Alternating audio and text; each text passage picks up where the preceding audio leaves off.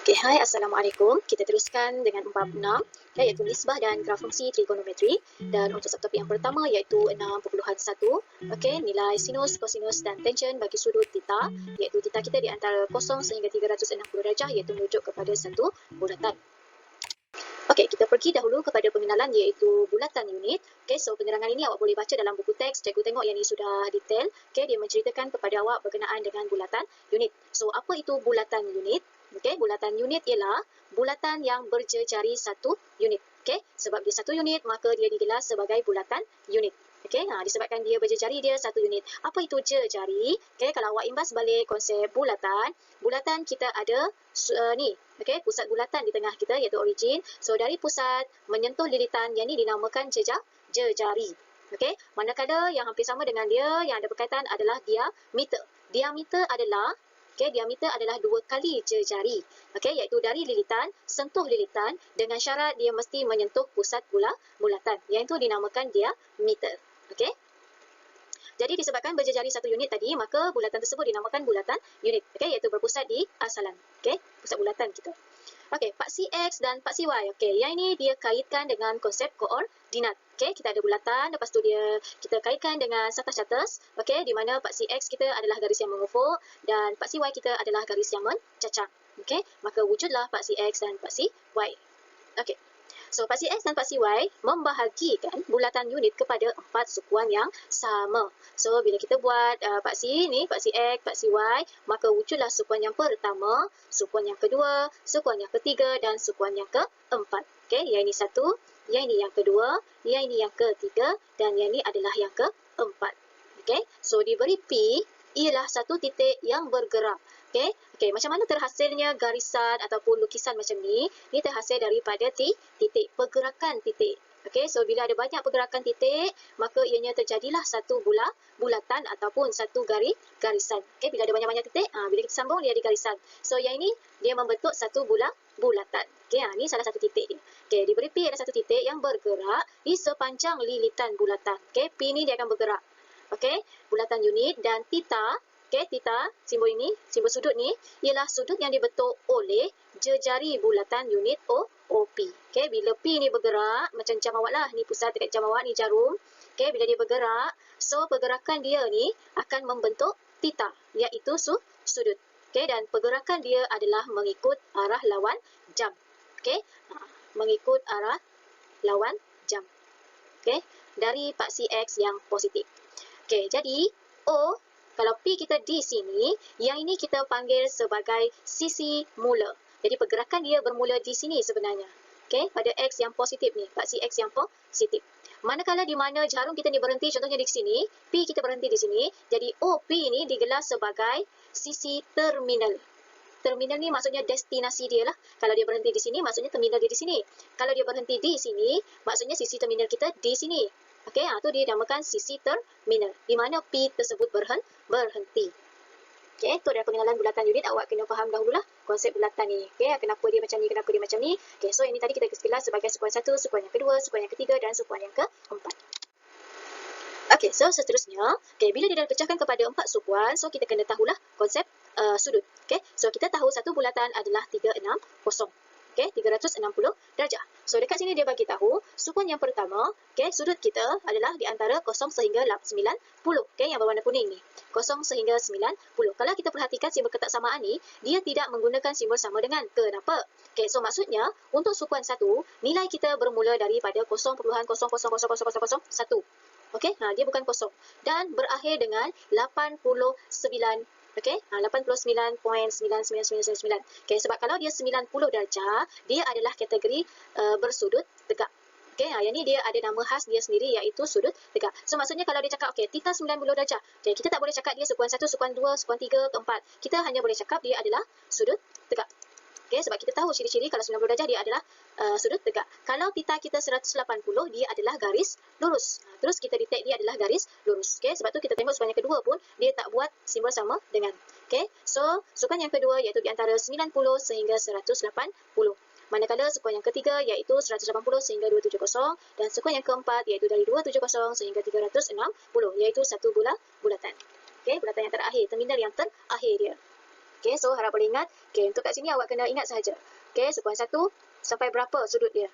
Okey, kalau sukuan yang kedua, range dia berapa. Kalau sukuan yang ketiga, range dia yang ini. Sukuan yang keempat, dari 270 sehingga 360 sahaja.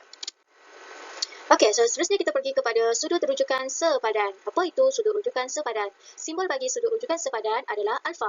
Okey, alfa. Okey, dia macam ni, A.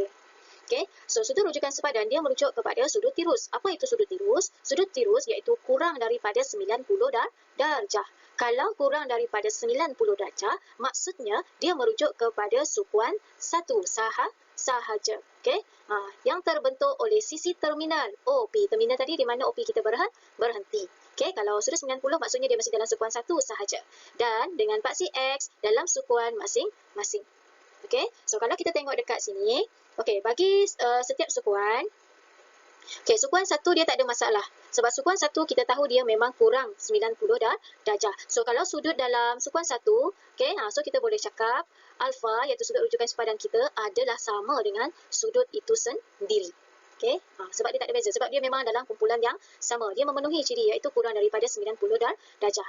Okey, contohnya kalau dia cakap ni bulatan awak sukuan 1, okey, katakan ni OP kita terminal, okey, P, okey, dia kat sini simbol dia theta. Theta dia 30, dia tulis kat sini. So maksudnya kita boleh cakap sudut rujukan sepadan kita alfa iaitu sama juga dengan 30 darjah sebab dia kurang daripada 90 darjah dan dia memang berada dalam sukuan 1. Tu maksudnya kat sini. Alfa sama dengan theta. Okey, macam mana pula kalau dia dalam kategori sukuan yang kedua? Sebab kita tahu sukuan yang kedua dia dalam lingkungan 90 sehingga 180, lebih daripada 90 darjah, bukan sudut tirus. Jadi untuk menentukan alfa dia, okey, kalau kita tengok alfa dia adalah merujuk kepada yang sebelah sini. Okey, ini adalah theta kita. Theta kita tahu kalau kat sini sahaja dah 90 dah. Okey, campur lagi kat sini maksudnya dia dalam 100 lebih. Okey, maksudnya theta kita ni 100 lebih. Jadi untuk mencari alfa, iaitu sudut rujukan sepadan dia, kita mencari yang sebelah sini dia.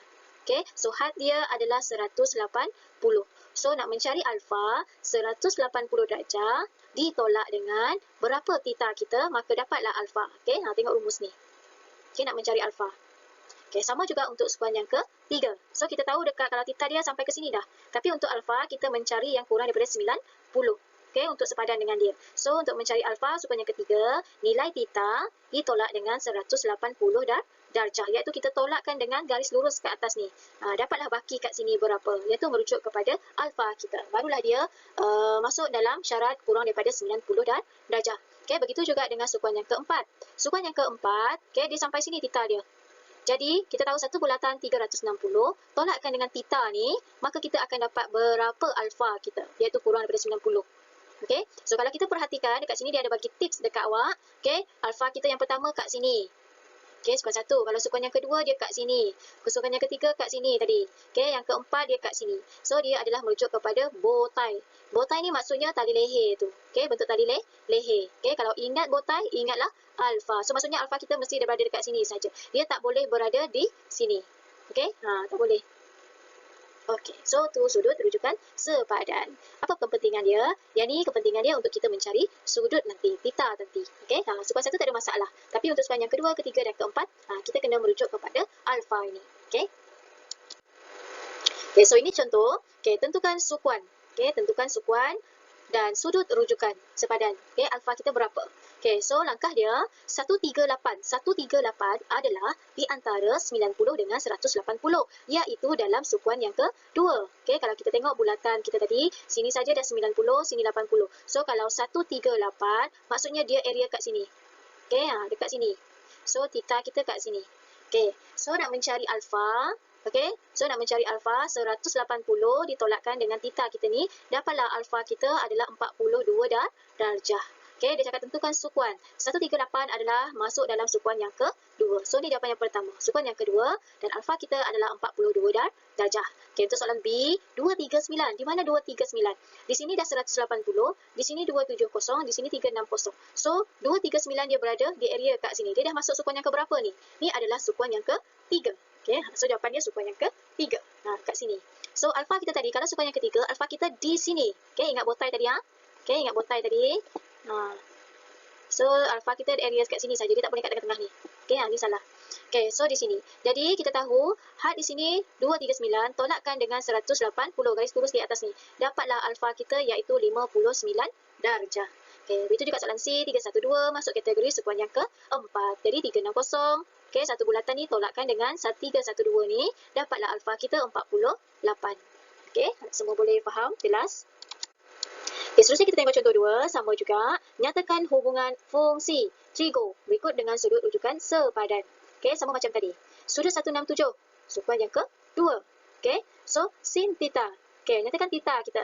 Okay, so theta kita disebabkan dia berada pada sekuan yang kedua. Jadi rumus dia tadi nak mencari alfa kita tadi 180 tolakkan dengan theta. Dapatlah dia sin 167 adalah bersamaan dengan sin 13. Okay. Okay, so yang ini sekejap sebelum tengok contoh ni, okay, nanti awak rujuk contoh ni. Okay, awak kena ingat yang ini dahulu. Okay, fungsi sinus, kosinus dan tangen bagi sudut dalam sukuan 1, 2, 3 dan 4 dengan sudut rujukan sepadan kita tadi. Okay, so awak kena ingat, ni ada satu lagi. Okay, akronim yang awak kena ingat iaitu SSTK. Apa maksud SSTK? Bila pada sukuan yang ke-1 ni, okay, nilai yang positif, ni maksudnya positif tambah di sini maksudnya positif. Yang positif semua sekali. Apa itu semua? Sin, cos, okay, dan juga tan kita. Semua adalah bernilai positif jika dia dalam sukuan yang pertama. Contohnya, sin theta kita 30. 30 adalah masuk dalam sukuan 1. So, maksudnya nilai sin 30 ni adalah positif. Okay, manakala kalau sin dia 120 katakan, theta kita 120. 20 ni dah masuk dalam sukuan yang kedua. So bila dia masuk sukuan yang kedua, bila 120 kena tukar tadi, kena cari sudut rujukan sepadan kita tadi, alfa kita tadi berapa. Okay, untuk gantikan 120 ni besar sangat. So kita tak nak yang besar, tak nak yang lebih daripada 90. Kena tukar dia menjadi sudut rujukan sepadan guna rumus yang tadi. Tapi kemudian jawapan akhir kita, sin untuk sukuan yang kedua, sin dia adalah bernilai positif. So masih positif. Okay, tapi kalau tan 120, okay, tan 120 kita tahu dia dalam sukuan yang kedua, tapi tan, so tan untuk sukuan yang kedua adalah bernilai negatif. Okay, so yang ni awak kena ingat. SSTK, apa maksudnya? S yang pertama, semua. S yang kedua, sukuan yang kedua maksudnya sin sahaja yang positif. Ni untuk yang positif. So yang ketiga T. T adalah merujuk kepada tan. Maksudnya sukuan yang ketiga adalah tan yang positif. Yang lain tu adalah negatif. Untuk sukuan yang keempat K yang positif iaitu cos. Okay, so tolong hafal yang ini. So untuk yang pertama ni, yang pertama tadi awak kena tahu mencari sudut rujukan sepadan. Okay, bila dia lebih pada 90 darjah, so awak kena tahu macam mana nak mencari alfa dia tadi. Kalau sukuan yang kedua macam mana? 180 kena tolak dengan theta kita. Kalau sukuan yang ketiga macam mana cari dia tadi? Okay, kemudian untuk mencari nilai, merujuk kepada akronim yang ini tadi. Sukuan 1 awak kena tahu yang positif dalam sukuan 1 adalah semua sekali. Untuk sukuan yang kedua hanya sin yang bernilai positif. Yang lain adalah negatif. So ada dua benda yang awak kena ingat kat sini. Okay, kena cari sudut rujukan sepadan dan kena kenal pasti dia adalah negatif ataupun positif pada sukuan tersebut. Okay. Nah, so di sini dia ada bagi gambaran lagi kat awak. Tengok ni, theta dia, sudut dia dah masuk sukuan yang kedua. Okay, jadi bila sukuan yang kedua, kalau dia sin, maka dia bernilai positif. Kalau dia cos, dia adalah negatif. Dan theta ni tadi, awak kena tukar dia menjadi sudut rujukan sepadan. Sebab sukuan yang kedua, dia lebih daripada 90 darjah. Okay, begitu juga sukuan yang ketiga dan sukuan yang keempat. Okay, boleh fahami dahulu. Okey, so yang ni adalah contoh 4. Awak boleh rujuk dalam buku teks juga. Okey, ini cara pengiraan dia tadi lah. Okey, contohnya sin 104. Okey, langkah pertama kita tengok theta dia dahulu. 104 dia adalah masuk dalam sukuan yang kedua, lebih 90 darjah. Jadi tugas kita mesti mencari sudut rujukan sepadan, iaitu alfa kita tadi menggunakan rumus 180 tolak 104 dapatlah 76.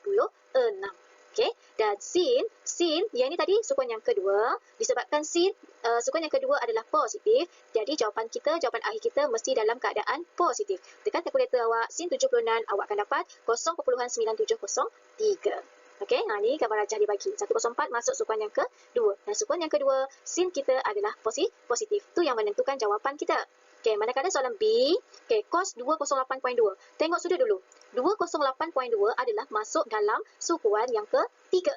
So, sukuan yang ketiga, siapa yang positif?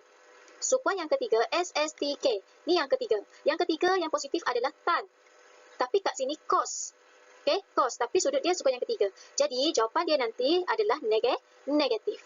Okey, jadi yang ni tadi disebabkan dia dah masuk sukuan yang ketiga, ingat kalau dia sukuan yang kedua, 3 dan 4, awak kena cari sudut rujukan sepadan iaitu alfa kita tadi. So kalau sukuan yang ketiga 208.2 tolakkan dengan 180 iaitu garis lurus ni. Dapatlah alfa kita di sini. Okey, letak kat sini, cari tekan kalkulator cos 28.2 dapat berapa dan tambahkan negatif di depan dia. Sebab cos untuk sukuan yang ketiga adalah bernilai negatif. Okey, boleh faham? Begitu juga dengan soalan C. Soalan C, tengok sudut 31.8. Okey, ni darjah, 17 ni minit. So, maksudnya dia sebenarnya 3.1 point something. Jadi awak rujuk yang depan ni sahaja, 318. 318 kita dah tahu dia masuk sukuan yang keempat. Okey, sukuan yang keempat maksudnya kena cari sudut rujukan sepadan. Okey, kemudian tan. Kalau dah sukuan yang keempat, siapa yang sukuan yang keempat yang positif? Kosinus. Tapi kat sini tan. Jadi jawapan dia mesti negatif lah kat sini. Okey, so fahami dahulu.